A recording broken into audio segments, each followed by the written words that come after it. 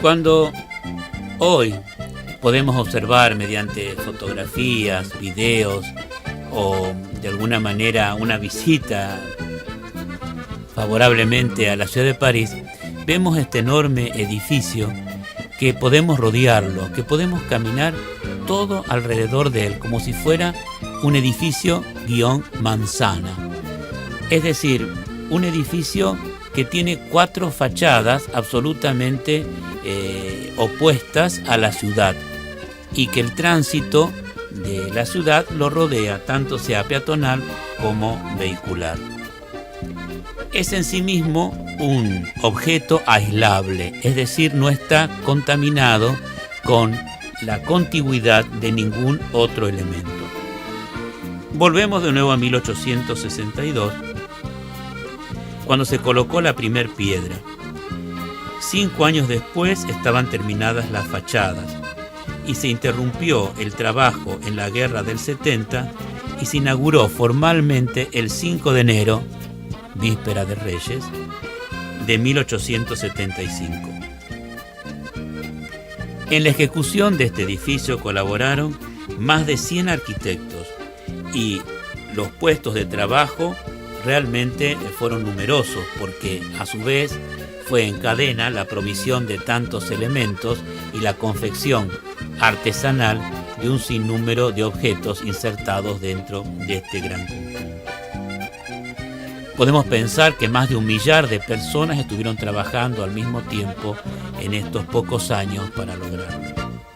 Es producto de un concurso que tiene sucesivas tamices de selección, y justamente el elegido, Charles Garnier, es un arquitecto galardonado por la Academia de Bellas Artes.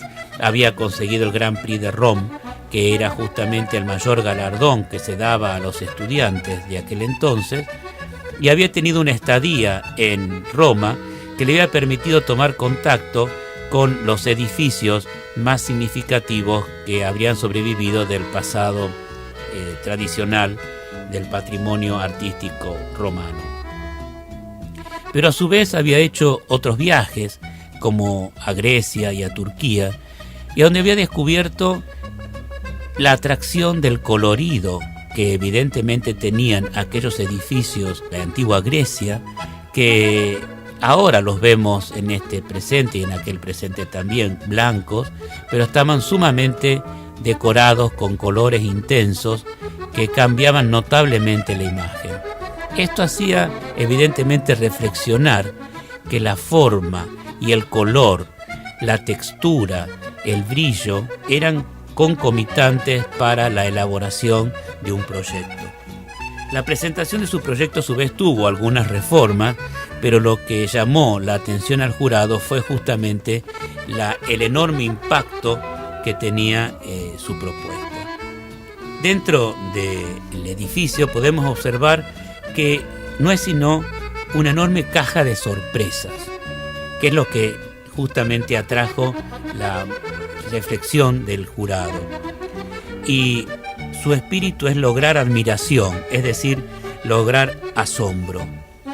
Dentro de ese descomunal desenclavijado de la ciudad de París es el programa de armar una avenida que llevara desde las cercanías del Palacio Imperial a este objeto de cultura que sería el nuevo alojamiento de la ópera. Al fondo de una avenida, a donde se puede ir observando poco a poco su detalle de fachada, una fachada preparada justamente para ir siendo descubierta a medida que uno se va aproximando. Cuando se llega a ella, vemos la cantidad de ingresos.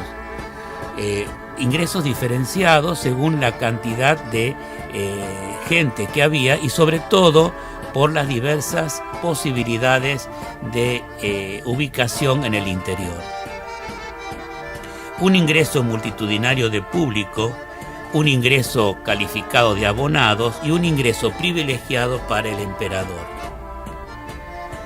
El ingreso masivo de público se hacía justamente desde el final de la avenida, o sea, de la escalera, la gran escalinata, entrando por un pequeño vestíbulo y luego llegando al guichet, o sea, al lugar de la obtención de las entradas, y se llega de esta manera a un espacio alucinante, realmente impresionante, que es la presencia de la gran escalera.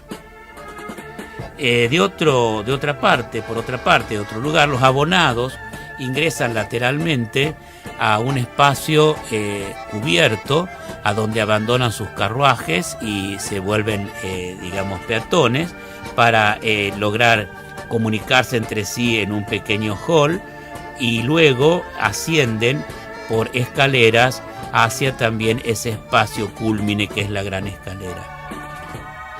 El emperador no pasa por allí. El emperador tiene su propio ingreso lateral por medio de una rampa que lo va a llevar al piso superior, a donde tiene sucesivos salones, y finalmente va a salir de estos salones a su palco privilegiado muy cerca de la escena. Pero justamente estas escaleras, ya sea las escaleras de ingreso y ya sea la gran escalera del espacio central, son como un enorme apoyo escenográfico, o sea que son lugares a donde mostrarse y ser visto parece ser el privilegio absolutamente imperante dentro de esta zona. Esta gran escalera va a ser uno de los mayores logros del teatro. Muchos opinaron que no era una escalera que tenía el teatro, sino era un teatro con escalera, porque justamente las distintas rampas ubicadas hacia un lado y hacia otro, la profusión de balcones que desde los pisos superiores se asoman a ver el espectáculo de la entrada o el movimiento de gente que está produciéndose, arma un conjunto absolutamente teatral, absolutamente circunstancial, a donde tantos unos como otros se vuelven protagonistas de esa escena. Todo es poco para asombrar, pero todo está controlado dentro de un orden establecido. Hay un orden estricto respecto a las leyes de composición, es decir, ya Garnier está aportando justamente una gran cantidad de efectos, pero esos efectos los hace siempre sobre la pertenencia al diseño dentro de los cánones establecidos. Esas pautas de diseño son absolutamente rígidas y hablan de la simetría en la composición, de que nada tiene que ser más grande que otro, que todo tiene que estar de alguna manera armonizado, a donde de un simple golpe de vista uno puede entender lo que está viendo, y donde todos los distintos ensambles encajan de alguna manera en forma coordinada. Y dentro de esto hay una cuidadísima selección de materiales y de mano de obra que se puede observar en cada uno de los planos de detalle de la confección del edificio. Hay una gran desmesura, es decir, como podrían llamar los griegos. Esta desmesura en la escala hace que esta escalera es algo inmenso, que la lámpara central de la sala es algo inaudito. Las maquinarias que están sirviendo a la escenografía son asombrosas, tanto en su nueva técnica como en su escala. El escenario es uno de los espacios más grandes nunca vistos hasta el momento, y que a su vez puede ampliarse con el foyer de la danse que está atrás de él.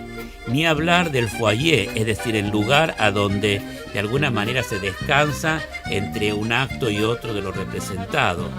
Pareciera ser como si la Galería de los Espejos de Versailles estuviera presente, pero a su vez magníficamente superada por esta situación de luces, de mármoles, de brillos de bronce y de esmerada confección de cada uno de sus detalles.